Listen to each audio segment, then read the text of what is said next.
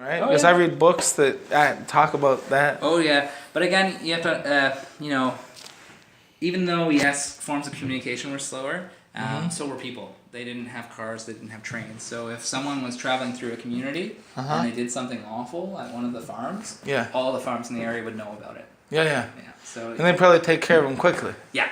Make sure he doesn't. He was under danger if it were the opposite, right? Yep. So there's certain things in place. Because the Bible says to open your house to people. Oh. Yeah, people don't really follow that anymore. Yeah. So what is this? That is a tape loom there. So it's for making things like this, like the barriers here. Huh. And a more practical use for that in the 1800s, maybe a pair of suspenders. No matter all tangled, but. So all that stuff was made. Oh yeah. And they look as if they were made by machines. Like some high-tech machines. Yeah. All hand woven. Wow, they had it going, man. Very self-sufficient, that's for sure. Distaff? How do you call it? Distaff? Yeah. Awesome. What is the distaff? The stick that they hold? Or? Yeah. Oh, that's a distaff. The hairy hair. Oh, that it's on there. Yeah. All right. The distaff is that stick. Yeah. How'd it work? It's just you hold it. It's for holding it. From what I believe. What is that hair from? The hair actually is from that plant right there. From a plant.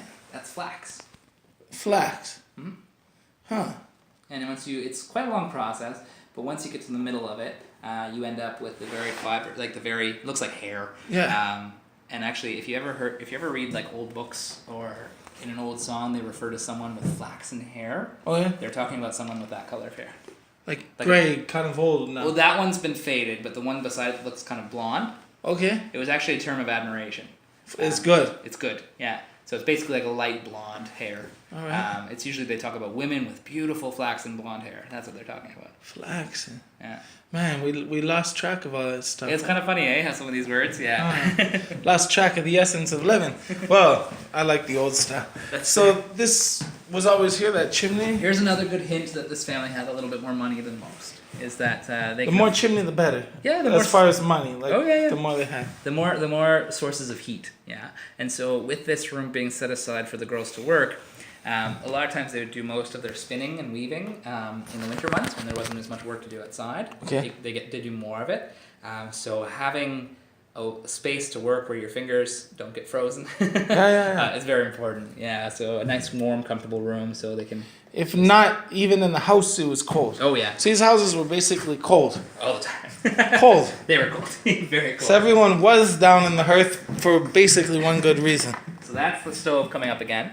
Now, whose room was this? The girls' bedroom. Oh, the girls got the most heat. Yes, but only when there were visitors here. Because remember, that stove wasn't on unless there were visitors. So the girls, again, that Louisa girl, she complained that the family did entertain a lot of visitors. But it wasn't such a bad thing because then that means that when they stay for a long time, that means they get a nice warm home. Yeah. A warm place to sleep, rather. And that's pretty interesting. They got like a big keg there. Yeah, it's interesting in theory, and it would work in theory, but the big problem... Can I touch it? Yeah. The big problem with it, though, is it tends to gather a lot of soot. Soot? Yeah. On the outside? Inside. So this is just basically a big trap for soot. And you've got your 90-degree angles throughout this stovepipe. What's good about the 90 degrees? It's not good. It's not basically good. A nice place for soot to accumulate as well. And if you have too much soot and other stuff accumulating in the stovepipe, you can have chimney fires.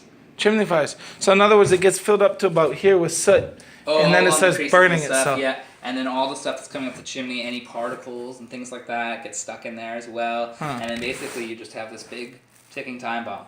So I grew up with wood stoves, and we had one chimney fire, and they're scary because once they go up, there's like no way to put them out. You gotta let them burn out. Yeah. Huh. And if they get out of control and they get too hot, your whole house can be burned down. So this was the original style. Yep. And it wasn't made well. No. Well, how would they undo it to fix it? Did they do that? You or can take what? it apart, yeah, and then scoop out all the inside sometimes. You think they were disciplined to be doing that then? Yeah, you'd think so. It's hard to say though. So what was the most expensive appliance for a household back in those days? The chimney or? Stove. Yeah. The things downstairs. Yeah. These things. That's how you know they're... Well, stove, and believe it or not, it's not an appliance, but glass is very expensive too. Glass. So that's another hint that this family had some money. Is that there's a lot of glass. There's a lot. So otherwise, they're using wooden windows. No, it is mostly glass, but it's just a number of windows. So if you go into a lot of old houses, people complain that there's not many windows. It's a practical reason because windows are expensive. Alright. So you put in the windows you need, but not anything more. Gotcha. Yeah. It's not expensive anymore, is it? No, not well. They're still relatively, but not. They're This place is cool.